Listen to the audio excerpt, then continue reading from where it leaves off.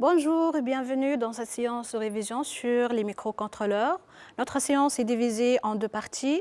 Nous allons tout d'abord présenter les microcontrôleurs. Ensuite, nous allons présenter des applications à base d'EPIC. Tout d'abord, qu'est-ce qu'un microcontrôleur? C'est un circuit programmable qui est fabriqué par plusieurs sociétés, mais ce qui nous intéresse, ce sont les microcontrôleurs de la société Microchip, qui sont désignés par le synonyme PIC.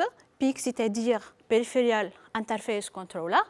Ces microcontrôleurs sont semblables à un ordinateur. Ils sont composés par des microprocesseurs, des mémoires et des périphériques. Il effectue principalement des opérations logiques et des opérations arithmétiques. Son domaine d'utilisation, on le trouve dans plusieurs systèmes, tels que dans les robots, on le trouve aussi dans les machines à laver et dans les tableaux de bord. La structure interne du microcontrôleur est semblable d'un ordinateur. On trouve des microprocesseurs, on trouve aussi des mémoires, telles que par exemple la mémoire RAM et la mémoire EEPROM. On trouve un chien de garde qui contrôle l'exécution correcte du programme. On trouve aussi une interface parallèle, par exemple le port A et le port B. On trouve aussi des timers. Et la communication entre ces différents éléments s'effectue par des bus. Pour sa structure externe, les microcontrôleurs possèdent plusieurs broches. Par exemple, le 16F628A, il est composé de 18 broches. Pour le PIC 16F876A, il est composé de 28 broches. Et pour le PIC 16F877A, il est composé de 40 broches. Prenons à titre d'exemple le PIC 16F628A. Il est composé de plusieurs broches. Par exemple, il comporte le port A qui est multiplexé entre port analogique et port logique. Pour le port logique et le port numérique, donc, il est de RA0 jusqu'à RA7. Les ports analogiques ils sont nommés par AN0 jusqu'à AN3. Par défaut, les microcontrôleurs, il est configuré en mode analogique. Donc, pour activer le mode logique, on doit configurer des registres internes, tels que par exemple le CMCON. On doit écrire CMCON 2.=0,7 pour activer le port A en mode logique. Et pour le PIC 16F876A et le 16F877A, on écrit ADCON 1 2.=0,6 pour configurer le port A en mode logique. On trouve aussi le port B qui commence par RB0 jusqu'à RB7.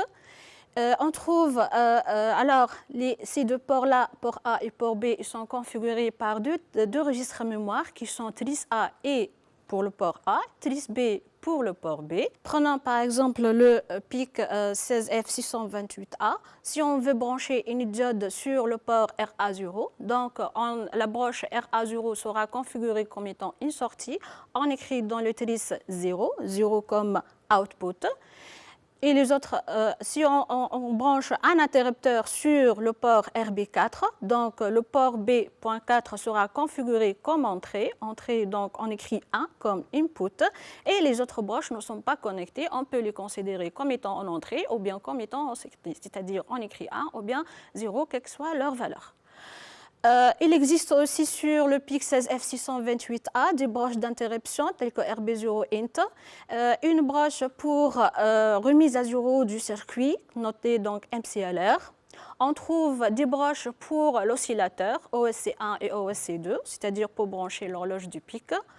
On trouve des broches d'alimentation telles que VSS, c'est la broche reliée à 0 volts, c'est-à-dire la masse, et la broche VDD. Cette broche, c'est l'alimentation, c'est-à-dire plus VCC. Elle est de deux types. Selon la référence de PIC, on peut avoir une alimentation de gamme standard, c'est-à-dire la tension varie de 3 à 5,5 volts, ou bien une alimentation étendue, c'est-à-dire la tension varie entre 2 à 5,5 volts.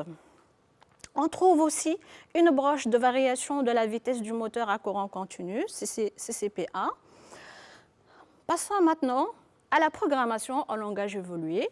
Pour cela, on doit tout d'abord lire le cahier de charge, le traduire en un algorithme, ensuite programmer donc l'algorithme en langage MicroPascal C. Après, on doit compiler le programme pour avoir un fichier .exe. Ensuite, on simule sur ISIS. Et l'étape suivante, on charge le programme dans le microcontrôleur et on simule par des maquettes ou bien en utilisant une valise du laboratoire. La programmation du MicroPascal, donc tout programme commence par une en-tête et dans l'en-tête on écrit programme, nom du programme. Ensuite on déclare les constantes et les variables qu'on va utiliser dans le programme. Puis on déclare les fonctions si elles existent, on déclare les procédures, c'est-à-dire ici sur tout type de déclaration. Après on écrit le corps du programme qui commence par begin et end. On effectue la configuration et initialisation du microcontrôleur et ensuite on écrit les instructions. Prenons le premier exemple. Donc, voici un schéma du contact, schéma à contact, où on a utilisé 4 interrupteurs A, B, C, D et 3 lampes L1, L2 et L3. Nous avons proposé donc un schéma de simulation le suivant. Donc, on a branché les 4 interrupteurs sur le port A, donc ce port-là, sur le port A, et on a connecté les diodes LED sur le port B. En écrivant les équations, donc L1, on a 2 interrupteurs en série, donc on écrit L1 égale A et B. L2, on a 2 interrupteurs en parallèle, donc on écrit C ou D. Et la troisième équation, on a L3 égale à A bar. On écrit l'algorithme, on va utiliser 2 méthodes. La première méthode consiste à déclarer les variables. Donc, dans l'entête, on écrit algorithme équation. Les variables sont A, c'est un bit affecté au port A 0. B, c'est un bit affecté au port A.1.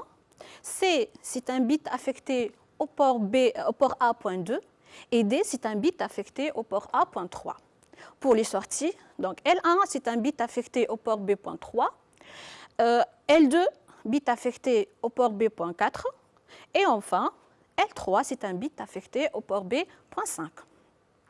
Ensuite, le corps de l'algorithme. Début, on va configurer port A en entrée. Donc, on écrit trice A, il va recevoir $FF, point virgule bien sûr. Port B est configuré en sortie, donc on écrit trice B, il va recevoir $00. Après, port A, il est configuré en mode logique, donc on écrit CMCON recevoir 07. Et les diodes LED sont éteintes, c'est-à-dire le port B, il va recevoir 0. Tant que vrai faire, c'est-à-dire c'est une boucle infinie pour répéter le programme plusieurs fois. Début, on va écrire l'équation de L1. Donc L1 qui existe sur RB3. L1, elle va recevoir A and B. Donc le point sera remplacé par AND. L'équation L2, c'est L2, elle va recevoir C or D. Et l'équation de L3, c'est A bar, donc on écrit L3, elle va recevoir note A. Fin tant que, fin programme, fin l'algorithme, et le fin se termine par point. Passons maintenant au programme. Donc il suffit de traduire l'algorithme en programme. Maintenant, algorithme équation sera remplacé par programme, équation point virgule. Variable sera remplacée par var. A.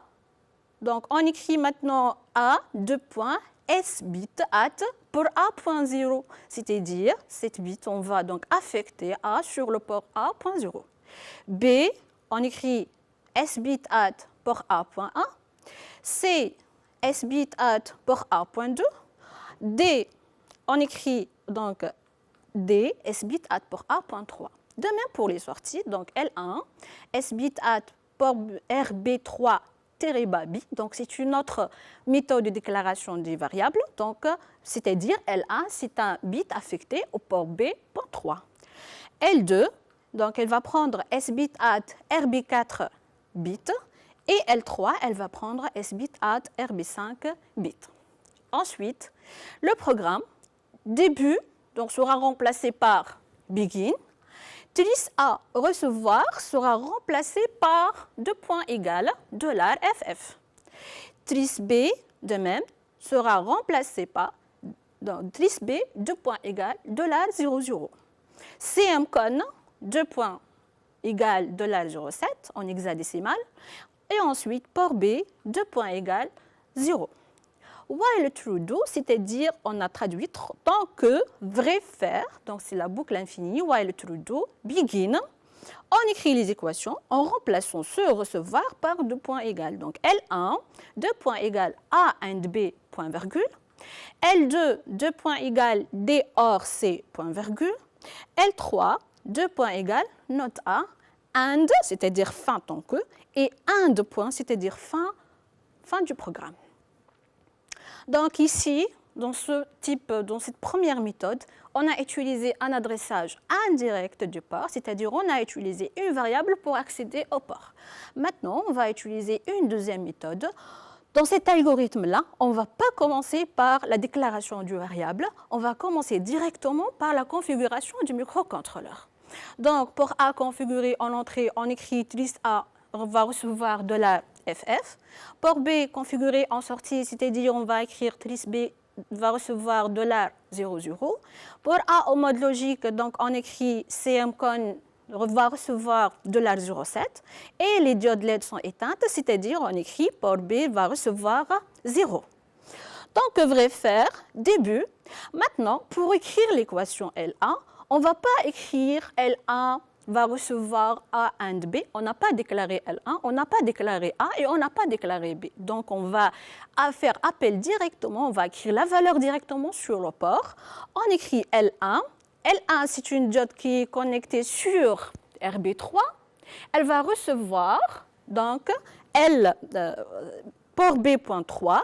Il va recevoir port A.0, c'est-à-dire A, port A.0, and port A.1, c'est-à-dire B, l'interrupteur B.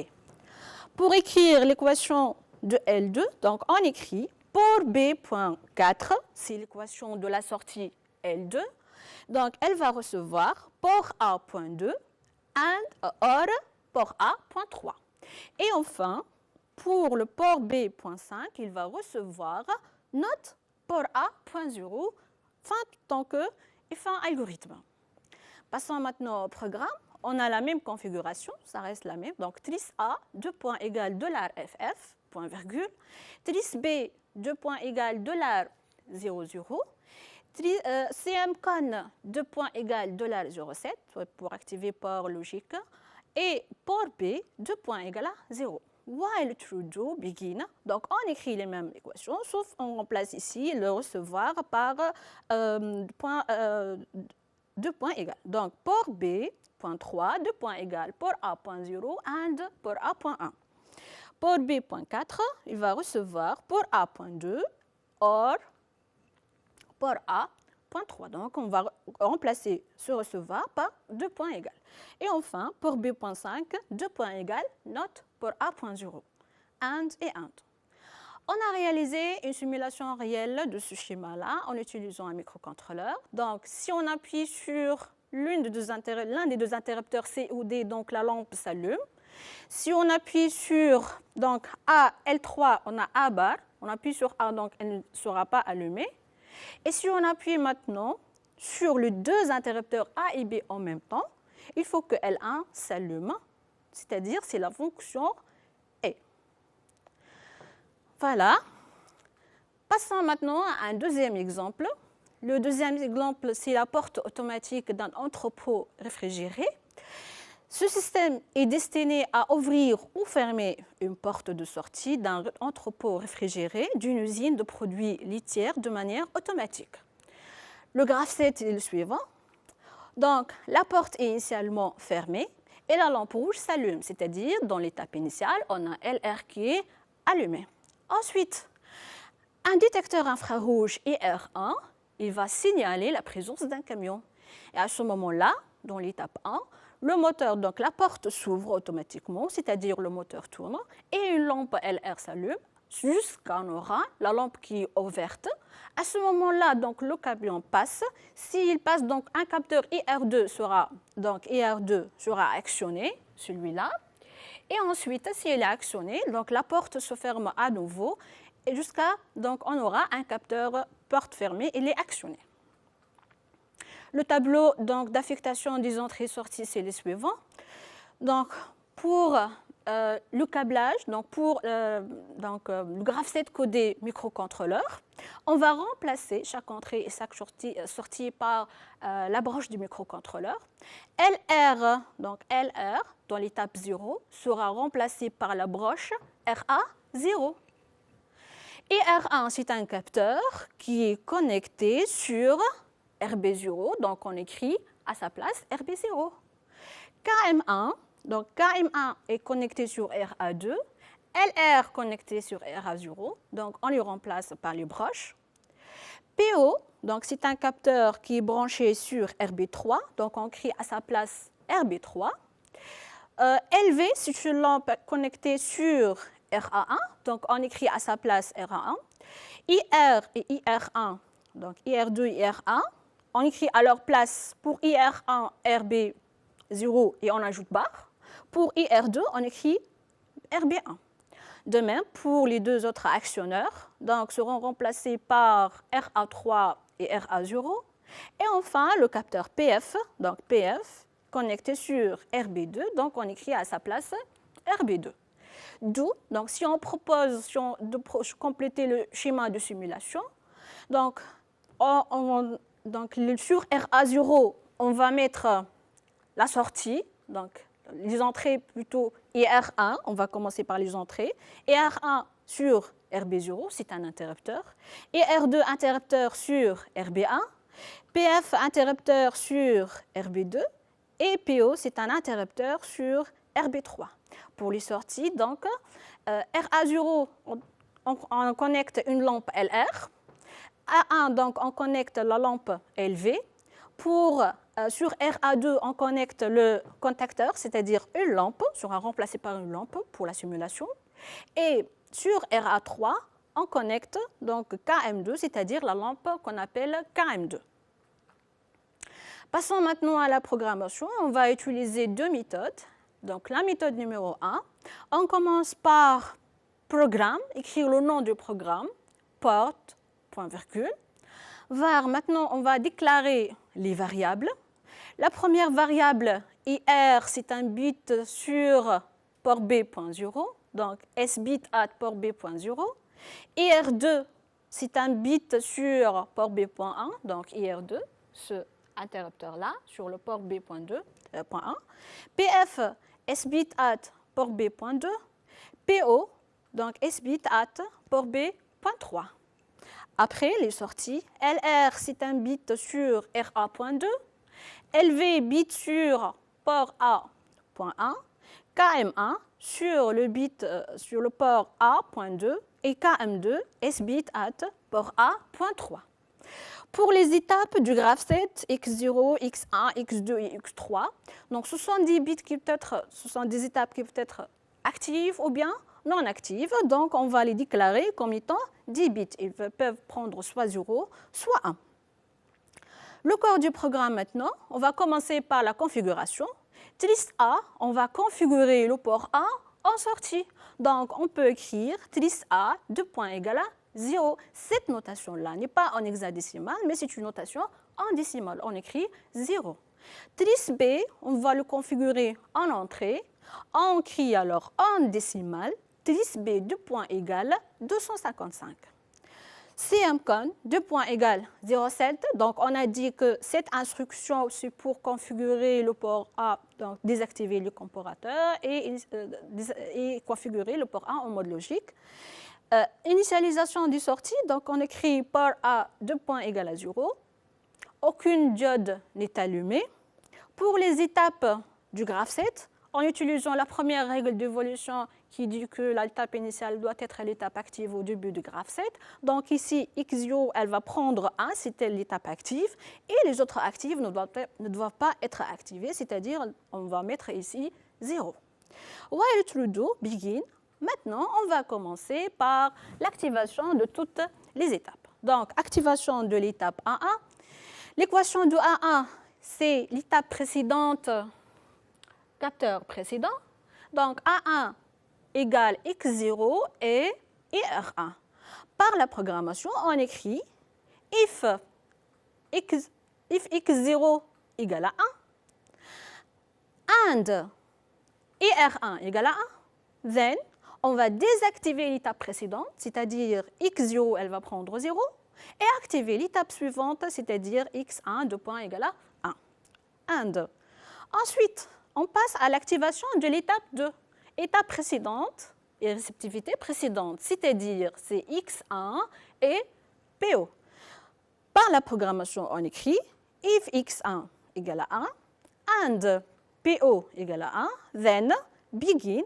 On va désactiver l'étape précédente, donc x1, 2 points égale à 0, et activer l'étape suivante, x2, 2 points égale à 1. Passons maintenant à l'activation de l'étape 3. Donc, l'étape 3, c'est l'étape précédente x2 et les deux capteurs, IR2 et IR1 bar. Donc ici, on écrit if x2 égale à 1 and IR2 égale à 1. Et pour IR1, puisqu'on a IR1 bar, donc on écrit and IR1 égale à 0, then begin x2, 2 points égale à 0, x3, 2 points égale à 1. Donc désactiver l'étape x2 et activer l'étape x3.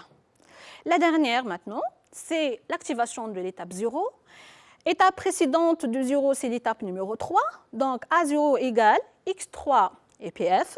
On écrit if x3 égale à 1 and PF égale à 1, then on va désactiver l'étape 3, donc x3, 2 points égale à 0, et activer l'étape 1, donc x0, 2 points égale à 0, and.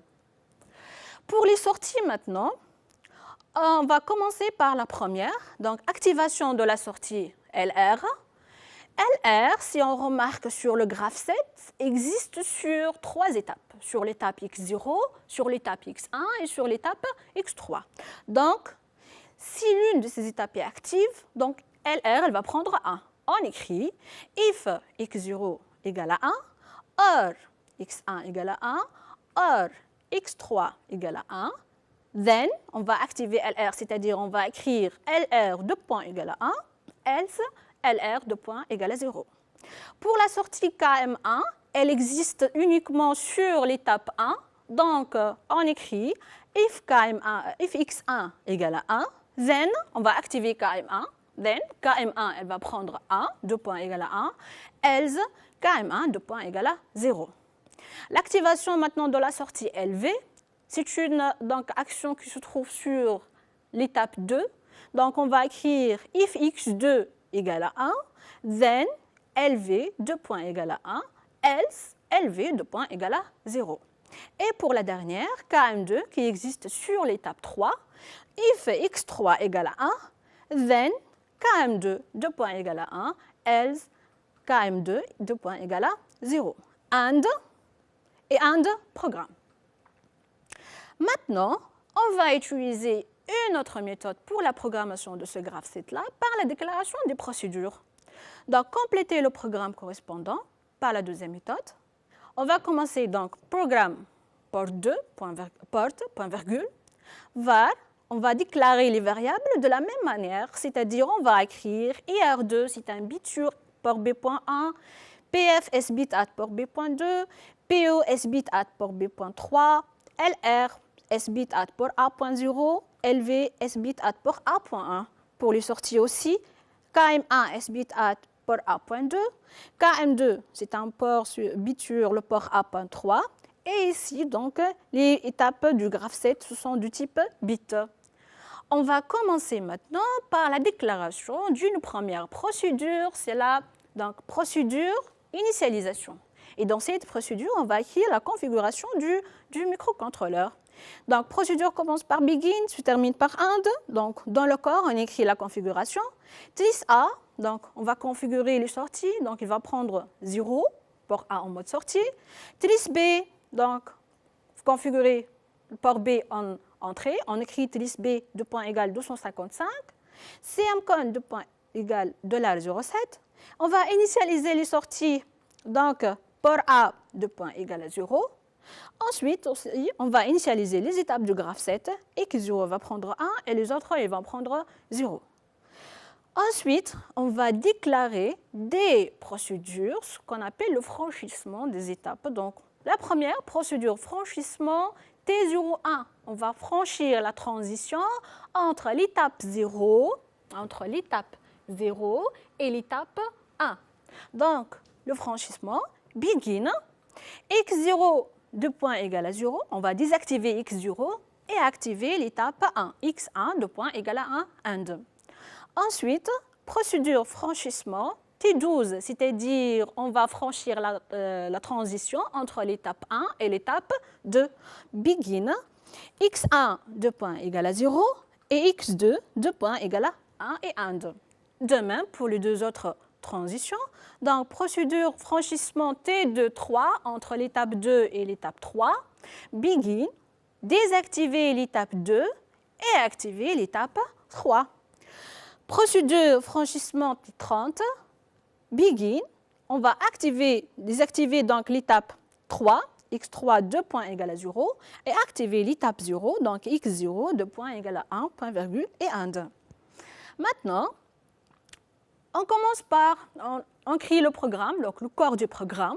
Il commence par begin. Au lieu de configurer, donc, on fait appel directement à la procédure initialisation par son nom. Ensuite, while true do, begin. On va écrire l'équation d'activation de l'étape 1 égale, donc A1 c'est x0 et IR1. Donc on écrit if x0 égale à 1 and IR1 égale à 1, then on va appeler à la procédure de franchissement T01. De même, pour A2 égale x1 et PO, donc if x1 égale à 1 and PO égale à 1, then franchissement T1, 0, c'est-à-dire on a appelé la procédure de franchissement. Ensuite, if x2 égale à 1 and IR2 égale à 1 and IR1 égale à 0, then on fait appel franchissement T2, 3. Et la dernière, A0, x3 et PF, donc on écrit if x3 égale à 1 and PF égale à 1, then franchissement T3, 0. Pour la déclaration, l'activation du sortie reste la même. Donc ici, si x0 égale à 1 ou or x1 égale à 1, or x3 égale à 1, then on va activer LR. Donc LR de point égale à 1, else LR de point égale à 0. Pour activer KM1, donc if x1 égale à 1, then KM1 égale à 1, else KM1 de point égale à 0. C'est la sortie de KM1. La sortie LV, donc on va l'activer comme suit. If x2 égale à 1, then LV de point égale à 0, else LV de point égale à, LV de point égale à 1, else LV de point égale à 0. Pour la sortie KM2, on écrit if x3 égale à 1, then KM2 de point égale à 1, else KM2 de point égale à 0, and et un de programme. Passons maintenant à une autre partie du microcontrôleur, c'est l'utilisation de l'écran LCD. Cet écran-là, c'est un circuit intégré spécialisé qui remplit une double fonction. La première, c'est il permet la commande, donc il commande l'affichage et aussi il est chargé de la communication avec l'environnement extérieur. Cet écran comporte plusieurs broches. Donc, VSS, c'est-à-dire c'est la masse, c'est la borne négative. VDD, c'est l'alimentation positive, c'est-à-dire plus 5 volts. VEE, c'est le réglage de la contraste de 0 à 5 volts. RS, c'est une entrée de sélection, soit en commande, soit en donnée. RW, c'est pour la lecture et l'écriture, read, write. E pour entrée enable, c'est-à-dire la validation.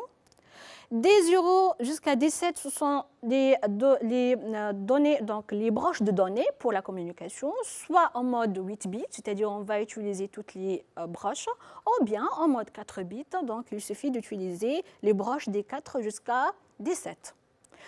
Donc, les instructions qui sont prédéfinies dans le langage MicroPascal sont les suivantes. Donc, LCD init, dans cette procédure-là prédéfinie, elle permet d'initialiser le module LCD en respectant les connexions qu'on va choisir sur le microcontrôleur. LCD out, c'est une procédure qui permet d'imprimer le texte sur l'écran LCD à partir de la position spécifique. Et ici, on a deux choix. Par exemple, ici, exemple 1, LCD out 1,3, hello, c'est-à-dire on va écrire texte hello sur l'écran LCD à la position ligne 1, première, et la colonne 3. Et l'exemple 2, LCD out CP, hello. Donc ici, on va écrire le texte hello sur l'écran LCD sur donc, la position actuelle du curseur. On trouve aussi la procédure LCD char. Donc, procédure LCD char, c'est-à-dire on va afficher un caractère sur l'écran LCD à la position spécifiée. Par exemple, ici, LCD char 2, 3, I. C'est-à-dire, on va écrire le caractère I sur l'écran LCD à la position ligne 2, colonne 3. Exemple 2, LCD char CP, I, c'est-à-dire on va écrire le caractère I sur la position actuelle du curseur. Donc ici, on n'a pas précisé ni ligne ni colonne, mais on a utilisé CP. LCD commande, donc ici, donc on va envoyer une commande à l'écran LCD. Par exemple, LCD commande, LCD clear, c'est-à-dire on va effacer l'écran LCD.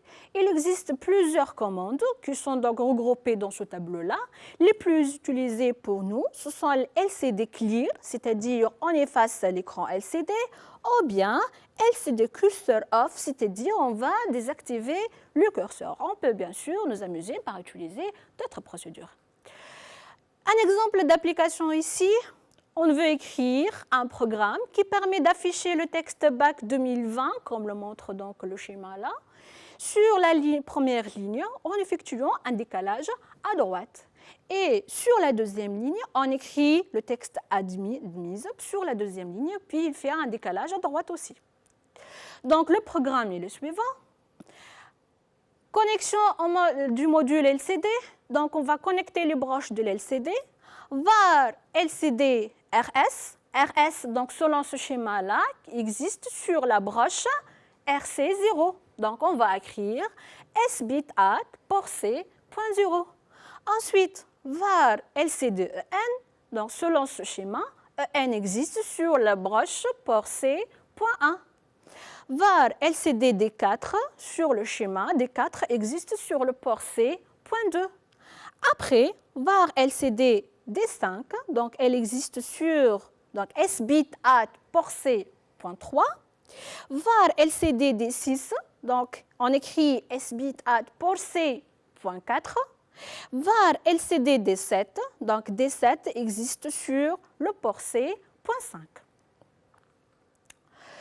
Maintenant, pour la configuration du registre trice, donc ici LCD RS Direction, on écrit sbit at trice.0. De même, var LCD EN Direction, donc existe sur donc sbit at trice.1, configuration du registre trice. var LCD D4, donc Direction, sbit at trice.2. var LCD D5 Direction, c'est-à-dire on écrit sbit at trice.3 tout en respectant bien sûr les broches du microcontrôleur. var LCD D6 Direction, sbit at trice.4 et var LCD D7 Direction, c'est sur donc sbit at trice.5. Ici, on définit deux autres variables qui sont EIJ pour le compteur, donc de type byte. On va initialiser l'écran LCD, donc on écrit. Donc, après begin, on écrit LCD init. On va supprimer le curseur de l'LCD. Donc, on écrit LCD commande, LCD cursor off. Et n'oublions pas, bien sûr, le point virgule. While true do begin. For i, 2 points égale à 0, to 50, do, donc begin. On va écrire le texte BAC 2020 sur la première ligne, colonne 1. Donc, on utilise la procédure LCD out, ligne 1, colonne 1, BAC 2020. On va effectuer un décalage à droite. Donc, pour cela, on utilise une procédure prédéfinie, c'est LCD shift right. Donc, on écrit LCD commande, LCD shift right, point virgule. On va attendre 100 millisecondes, c'est-à-dire 0,1 seconde. On va effacer l'écran par la procédure LCD commande, LCD clear. Maintenant, pour écrire admis, il faut J de point égal à 0,5, 2, begin. Écrire admis ou bien admis sur LCD à la position ligne 2, colonne 1. Donc, on écrit LCD out, 2, ligne 2, colonne 1, admis. Attendre 500 millisecondes, AND et AND. Et pour la fin du programme, on écrit AND avec un point. Et voilà, et merci pour votre attention.